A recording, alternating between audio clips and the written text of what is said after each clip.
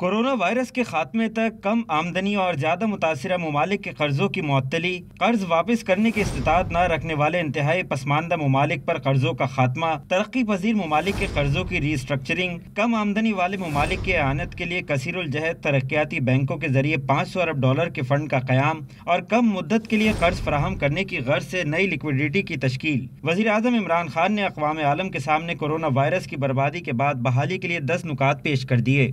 Immediate action to stop the massive illicit financial outflows from developing countries to rich countries, to offshore tax havens. वज़ीर आज़म ने आलमी मालियाती fund के मईशत की हौसला अफजाई के मशवरे का हवाला दिया और साथ ही याद दिलाया कि पाकिस्तान IMF से मुआहदे के बाइस बजट खसारा कम करने का पाबंद है। उन्होंने सवाल किया कि बैक वक्त बजट खसारा कम और मईशत की हौसला अफजाई कैसे हो सकती है। वज़ीर आज़म ने इसकी वाहिद सूरत एडिशनल लिक्विडिटी करार दी। उन्होंने गरीब ममालिक से अमीर ममालिक को मुंतकिल होने वाली दौलत की फौरी वापसी का मुतालबा भी किया। Return of their assets stolen by corrupt politicians and criminals back to these countries.